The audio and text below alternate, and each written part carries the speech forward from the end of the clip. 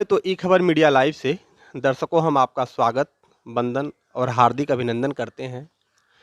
बहुत ही सौभाग्य और बहुत ही हर्ष भरा दिन है कि आज गोरखपुर के दक्षिणांचल में स्थित ग्राम सभा गाय घाट के राजस्व ग्राम लोना नगर में हमारी पत्रकारिता की टीम अपने सहयोगी पत्रकार श्री तिवारी जी के साथ आ पहुंची है।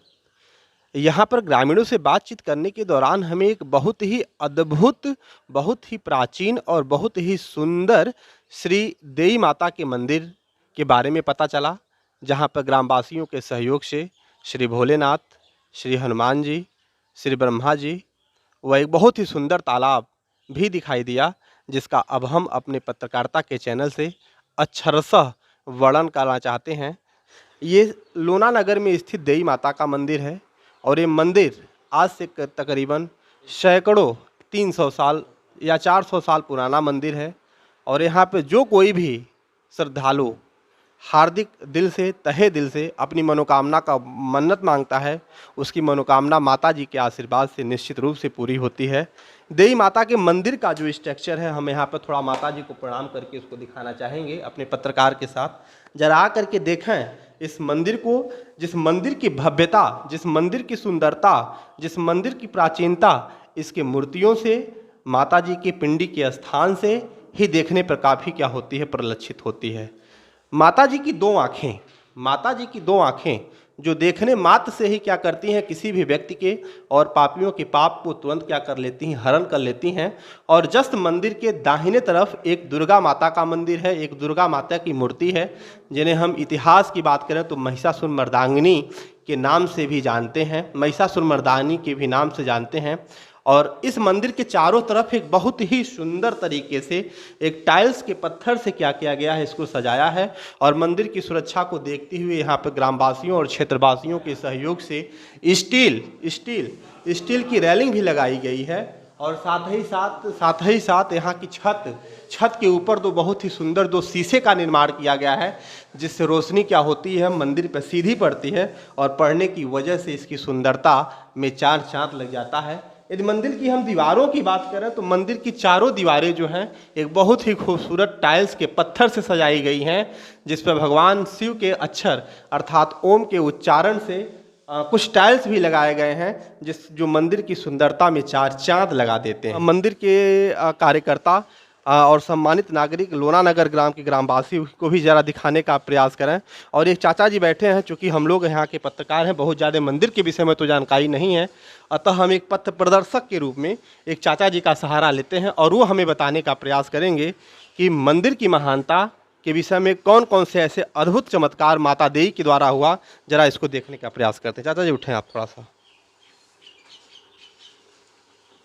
क्या नाम है आपका? हमारा नाम विजय प्रकाश मिश्र है। मुझे लोग छन्ने बाबा के नाम से जानते हैं। सुनने में मिला कि मंदिर जो है 400 से 500 साल वर्षों पुराना है और यहाँ बहुत अद्भुत चमत्कार हुए हैं।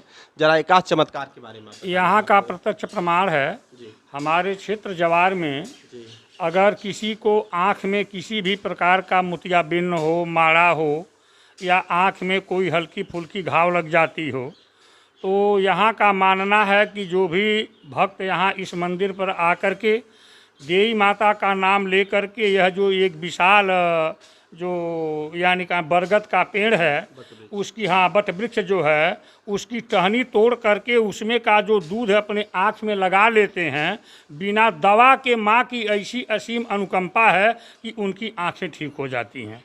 ऐसे सैकड़ों लोग यानी गांव से अगल बगल के लोग हैं। यहाँ बहुत दूर के लोग आते हैं जो डॉक्टरों की दवा से परेशान हो जाते हैं और परेशान होकर के यहाँ आते हैं और माँ की असीम अनुकंपा से उनकी आंखें ठीक हो जाती हैं। दर्शकों, मिश्रा जी की बात को सुनकर के हमें इस चीज़ की अनुभूति हुई कि जहाँ विज्ञान के चमत्कार फेल होते हैं, वहाँ श्री माता देई माता का चमत्कार वहीं से चालू होता है। और ऐसी माता जगजननी हमारी जगदम्बा माता देई माता हैं, जो नाना प्रकार की बीमारियों को ठीक कर देती हैं। मात्र उनके दर्शन मात्र से सैकड़ों और हजारों पापियों के नष्ट हो जाते हैं। इसी के क्रम में हम आगे बढ़ने का प्रयास करते हैं और जो देवी माता के मंदिर के जस्ट बगल एक तकरीबन बहुत ही पुराना, जिसकी याददाश्त भी कहना भी बहुत कठिन है, एक बट वृक्ष है जो लोगों के द्वारा बताया गया कि सन 98 की बाढ़ में वह पूरी तरह से किसी कारणवश गिर गया। लेकिन इसमें कौतूहल की बात मैं आपको बताना चाहूँगा कि यदि यह बट वृक्ष गिरा तो आखिर में क्यों नहीं इस मंदिर के ऊपर गिरा। एक बात है कि आखिर में यह बट वृक्ष मंदिर के ऊपर न गिर करके बगल में मंदिर की साइड से गिर गया और यह बट वृक्ष आज भी उतना ही हरा है, लोगों को ऑक्सीजन प्रदान करता है, लोगों को छाया प्रदान करता है जितना कि यह बहुत पहले प्रदान किया करता था। इस बट वृक्ष में किसी भी प्रकार का कोई भी सिकन कहीं से देखने में महसूस नहीं होता है। आप इसे माता का चमत्कार कहिए या फिर माता की भव्यता कहिए या फिर माता का आशीर्वाद कहिए कि बट वृक्ष जो है तकरीबन सैकड़ों और हजारों ग्रामवासियों को छाया प्रदान करने के साथ साथ यहाँ पर रहने वाले पशु और पक्षियों को भी आहार और छाया प्रदान करता है। यह बट वृक्ष की जड़ हम थोड़ा सा दिखाना चाहेंगे कि इस बट वृक्ष की जड़ में ऐसे कौन कौन से तत्व यहाँ पे मौजूद है जो इस मंदिर की सुंदरता को बढ़ाते हैं। ये बट वृक्ष है और इस बट वृक्ष जैसा कि आप देख पा रहे हैं दर्शकों, जो किसी कारणवश गिर चुका है, लेकिन अभी भी इसके पत्तों में वही रौनक, वही हरियाली और वही चमत्कार उपलब्ध है जो पहले हुआ करता था। और कहीं न कहीं से इस मंदिर की सुंदरता और भव्यता को बढ़ाने में इस बट वृक्ष का भी बहुत ही सुंदर योगदान है। मंदिर के सामने की यदि मैं बात करूं तो कुछ अत्याचारी लोगों के द्वारा, गांव के ही एक अत्याचारी लोगों के द्वारा या फिर लोलुप किस्म के व्यक्तियों के द्वारा यहाँ पर मेन मंदिर के जस्ट सामने क्या कर दिया गया, एक चाहदीवारी का निर्माण काम करवा दिया गया। और इस चाहदीवारी के जस्ट बगल में एक बहुत ही सुंदर तालाब का निर्माण, जो आज के इस चाहदीवारी के जस्ट बगल में जो मंदिर के ही एरिया में है, जो देवस्थान के नाम से दर्ज है, ग्रामवासियों के सहयोग से और क्षेत्रवासियों के सहयोग से एक बहुत ही सुंदर और पक्का और सीमेंटेड तालाब का निर्माण करवाया गया ताकि मंदिर की भव्यता और सुंदरता में वृद्धि हो सके। और यहाँ के आने वाले श्रद्धालुओं को और मंदिर में वहाँ पर दिखाने का प्रयास करते हैं कि किस तरह से गांव के अत्याचारी और नास्तिक व्यक्ति द्वारा इस तालाब को पूरी तरह से कब्जे में कर लिया गया।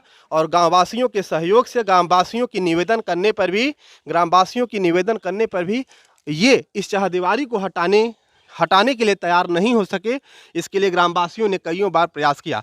दर्शकों, आप ये देख सकते हैं कि यह बीच में चाहदीवारी है और इस बगल में शिव जी का मंदिर है, जिसके जस्ट सामने शिव जी का मंदिर है और हनुमान जी का मंदिर है। और हनुमान जी के मंदिर के ठीक पीछे एक सीमेंटेड तालाब है जिसमें जल भी भरा हुआ है। और ग्रामीणों को द्वारा बताया गया कि एक ऐसा तालाब है जिसके बीच में कुएं का निर्माण किया गया है और भयंकर से भयंकर और प्रचंड गर्मी भी जहाँ पर हर सरिताओं का, हर जल स्रोतों का जल सूख जाता है, लेकिन इस तालाब का जल जो है वह कभी नहीं सूखता है। इस तालाब में जल जीवन हमेशा बरकरार रहता है। यह इन अत्याचारी लोगों का परिणाम है कि आज इस तालाब से इस मंदिर को अलग कर दिया गया है, मात्र एक चाहदीवारी बनवा करके। हम अपने पत्रकारिता के चैनल से अपील करना चाहेंगे कि यदि शासन प्रशासन किसी तरीके से ग्रामीणवासियों के सहयोग से यहाँ पर 2-4 गेट, इस स्थान पर 2-4 गेट लगवा दे तो कहीं न कहीं से इस तालाब का भी जीर्णोद्धार हो जाएगा और साथ साथ में मंदिर की भी सुंदरता में वृद्धि होगी। आइए, अब हनुमान जी का मंदिर है जो हर समय श्रद्धालुओं की मनोकामनाओं का पूर्ण करते हैं। और ये हनुमान जी की पिंडी है, मैं आपको दिखाना चाहूँ। हनुमान जी की पिंडी है जो अच्छे से अच्छे टाइल से सजाई गई है। मंगलवार के दिन यहाँ पर श्रद्धालुओं का, वैसे तो श्रद्धालु यहाँ पर हमेशा आते जाते हैं, लेकिन मंगल और शनिवार के दिन यहाँ पर श्रद्धालुओं की भीड़ लग जाती है। और इस भीड़ को रोकने के लिए स्थानीय पुलिस थानों के द्वारा क्या किया जाता है, 2-1 कांस्टेबल की भी नियुक्त की जाती है ताकि यहाँ की शासन व्यवस्था सुचारू रूप से चल सके। पवन पुत्र हनुमान जी। चाचा, क्या नाम है आपका? जी सर, सर्विस।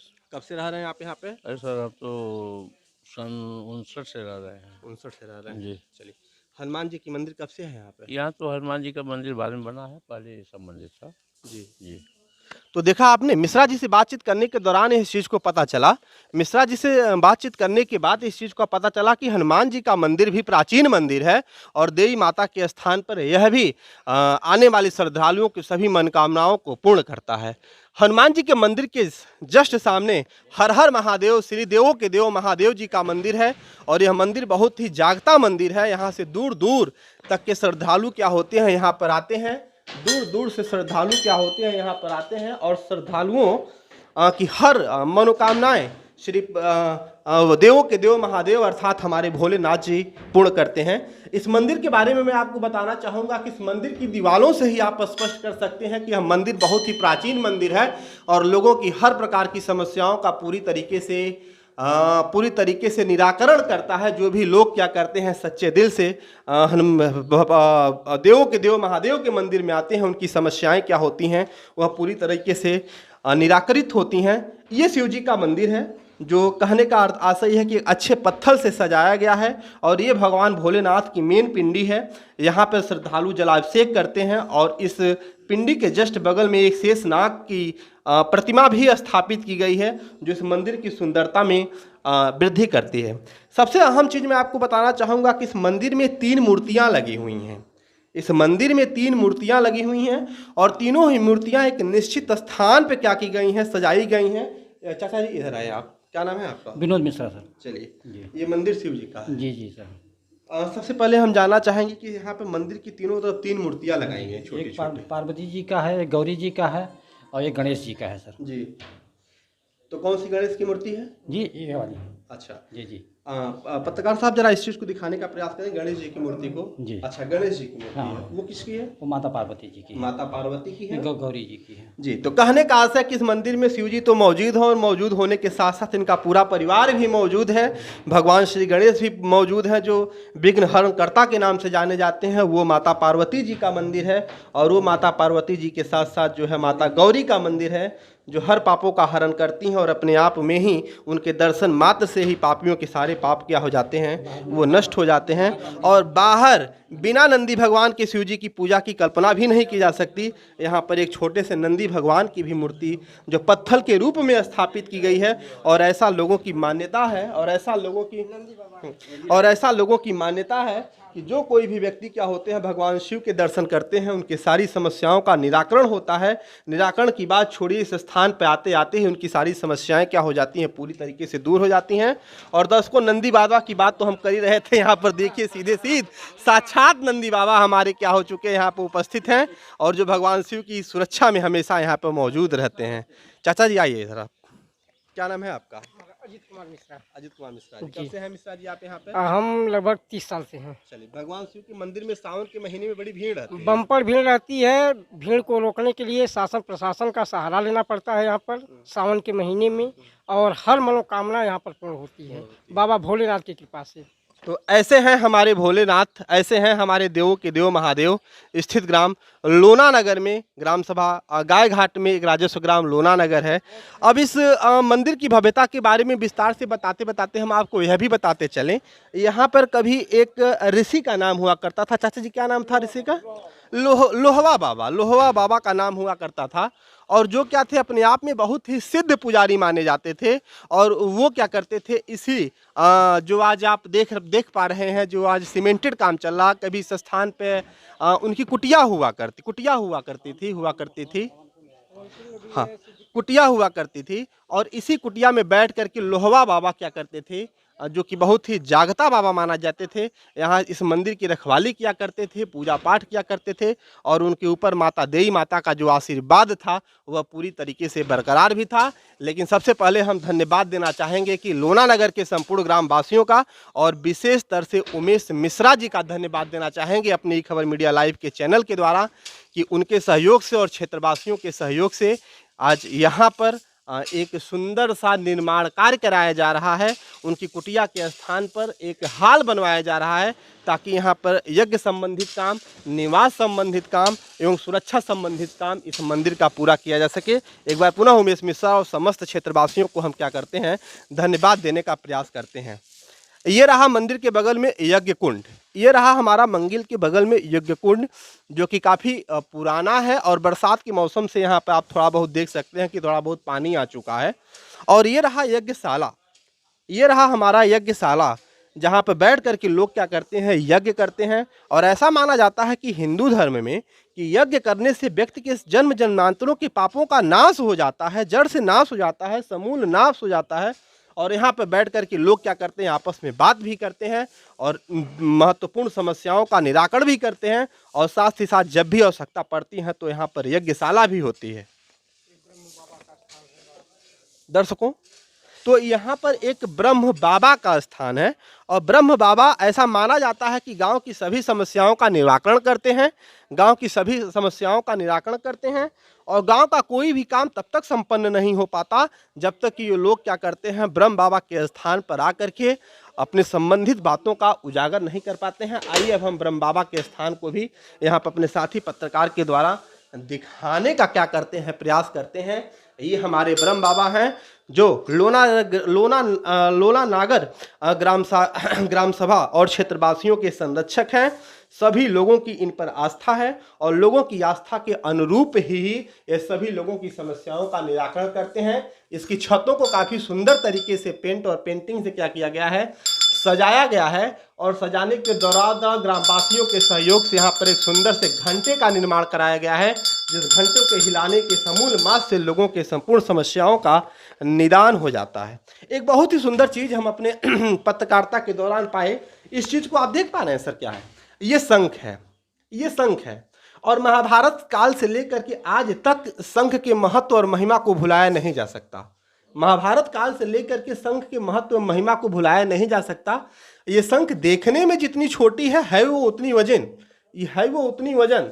और इस शंख को बजा करके जब लोग इस मंदिर में कोई मन्नत मांगते हैं तो माता देवी के आशीर्वाद से वो मंदिर, वो मन्नत पूरी तरीके से संपूर्ण हो जाती है।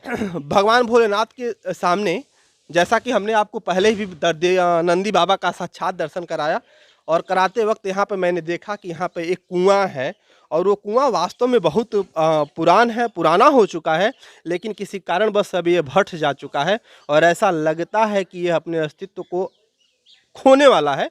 लेकिन ग्रामवासियों के सहयोग से, जैसा कि उमेश मिश्रा जी ने बताया कि इसकी भी सफाई की जाएगी। मिश्रा जी, इस कुएं के विषय में क्या कहना है आपका? इस कुएं के विषय में समझ लीजिए कि आप बहुत ही पुराना कुआं है। जब से मंदिर का निर्माण हुआ है तब से ये कुआं है और साफ सफाई थोड़ी नहीं हो पाई है। और ग्राम सभा के माध्यम से साफ सफाई का भी काम इस कुएं का शुरू होने वाला है बहुत जल्द। तो हम ये समझे कि ये कुआं अपने अस्तित्व को खोएगा नहीं? नहीं, खोने वाला नहीं है, क्योंकि ग्राम सभा गाय घाट की पावन धरती है और सभी लोगों की निगाहें इस कुएं पर भी लगी हुई है और साफ सफाई का काम बहुत जल्द होने वाला है। देखिए, तो उमेश मिश्रा जी ने हमको इस चीज़ को बताया कि क्या बताया कि यह कुआं जो भट गया है, बरसात के मौसम में तमाम तरीके से पेड़ पत्तों या पत्ते उत्ते गिरने की वजह से या फिर प्लास्टिक की गिलास गिरने की वजह से भट गया है। और लेकिन इसको भी जल्द से जल्द क्या किया जाएगा, साफ सफाई करवाया जाएगा। और मुश्किल से काम, बहुत दिन में नहीं, लेकिन मुश्किल से 1 या 2 महीने के अंदर इस काम को भी मिश्रा जी पूरा कर लिया जाएगा। जी। क्या अनुमान है आपका? एकदम पूरा हो जाएगा, 1 आध महीने के अंदर पूरा हो जाएगा। पूरा हो जाएगा, पक्का है? एकदम पक्का है। यानी कि हम लोग अगली बार आएंगे तो कुआं हम लोग को एकदम साफ सफाई मिलेगा। साफ सफाई मिलेगा। पीपल का पेड़। चलिए, आइए भगवान शिव के मंदिर को हम एक बार यहीं से दिखाने का प्रयास करेंगे अपने दर्शकों को। सावन के महीने में यहाँ पर भक्तों और श्रद्धालुओं का कतार लग जाता है और इस कतार को रोकने के लिए क्या होती है, स्थानीय पुलिस और प्रशासन भी आती है और तब जाकर के यहाँ पर शिवरात्रि में जलाभिषेक भगवान श्री भोलेनाथ को क्या हो जाता है, मिल पाता है। जस्ट सामने पीपल का पेड़ है, पीपल के पेड़ पर सभी देवी देवता भी निवास करते हैं और ऐसा कहा जाता है कि शनिवार के दिन भगवान शनिदेव का साक्षात वास जो होता है वह इस पीपल के वृक्ष पर होता है। यह पीपल का वृक्ष भी बहुत पुराना है और अपनी विशालता और अपनी शाखाओं की वजह से क्षेत्र में काफ़ी क्या होता है, पॉपुलरिटी और प्रसिद्धि को प्राप्त करता है। ग्रामवासियों का कहना है कि जो भी लोग यहाँ पर शनिवार के दिन आते हैं और अपनी मनोकामनाएं पूर्ण करते हैं और दीप दान करते हैं और दीपक जलाने का प्रयास करते हैं या फिर दीपक जलाते हैं, तो शनिवार के दिन भक्तों की सारी मनोकामनाओं की पूर्ति होती है। इधर आइए, अब आइए देवी माता, जिसका हम वर्णन कर रहे हैं, जिनके प्रभाव और प्रताप को सुन करके हमें शुभ दिन प्राप्त हुआ कि हम देवी माता के दर्शन करने का मुझे मौका प्राप्त हुआ। यही वो देवी माता हैं जो भक्तों की सारी समस्याओं को क्या करती हैं, सुनती हैं और सुनने के बाद क्या करती हैं, यहाँ पर जो भी लोग घंटा बजाते हैं और माता का सच्चे दिल से प्रार्थना करते हैं, पूजन करते हैं, विधिभाव से पूजन करते हैं, उनकी समस्त क्या करते हैं, माता जी पापों का हरण कर लेती हैं। एक श्रद्धालु जैसा कि आपने देखा कि माता जी के चरणों में अपने सिर को रखे हुए हैं और सिर को रख करके क्या करते हैं, माता जी से अपने उन्नत और सफल जीवन की कामना करते हैं। और पत्रकारिता के दौरान एक चीज़ हम आपको दिखाना चाहेंगे कि माता देवी के मंदिर में लोगों की कितनी आस्था है और कितना विश्वास है। जरा भी आप इस चीज़ को देखने का प्रयास करिए।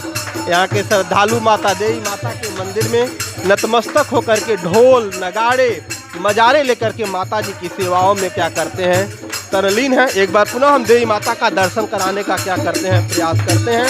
और तिवारी जी जरा इस चीज़ को दिखाएं, देवी माता कितनी अच्छी हैं हमारे, दिखाने का प्रयास करिए। दुर्गा माता के मंदिर को दिखाएं और देवी माता के मंदिर को दिखाइए, जो लोगों की समस्याओं का क्या करती है, निराकरण करती हैं। और ये हमारे पुजारी जी हैं जो ढोल को बजा रहे हैं और तकरीबन 3 या 4 महीने से इस मंदिर में रहते हैं और ढोल और मजाड़े के साथ साथ रहते हैं। और हनुमान जी का मंदिर पवन पुत्र हनुमान हैं और इनके बिना किसी काम को पूर्ति भी नहीं की जा सकती है। अति प्राचीन मंदिर हनुमान जी की है। यहाँ पर लोग श्रद्धा से सर झुकाते हैं और हम भी श्रद्धा से भगवान हनुमान के आगे क्या करते हैं, अपने सर को क्या करते हैं, झुका देते हैं।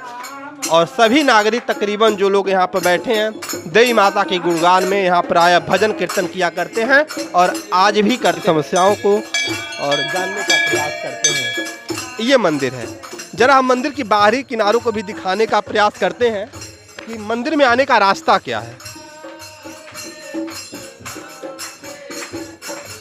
मंदिर में आने का रास्ता कैसा है यहाँ पर, जरा इस चीज़ को भी बताने का हम प्रयास करेंगे कि मंदिर में कोई बाहरी व्यक्ति आना चाहे तो किस तरह से आएगा और आने के साथ साथ वहाँ पर गाड़ी ओड़ी कहाँ खड़ा कर पाएगा।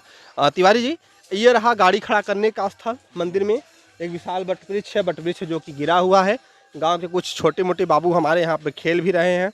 इसके जस्ट बगल में सरजू माता की धारा बह रही है, जो सरजू माता अविरल बहती रहती हैं और लोगों की हर समस्याओं का सुनने का प्रयास करती हैं। ये हमारा रास्ता है और इस रास्ते से होकर के हम देवी माता का आशीर्वाद लेने के लिए यहाँ पर आ पहुँचे हैं। और जब भी आप आने का प्रयास करना चाहिए तो आप यहाँ पर ज़रूर आइए और आकर के देवी माता का आशीर्वाद आप ज़रूर लीजिए।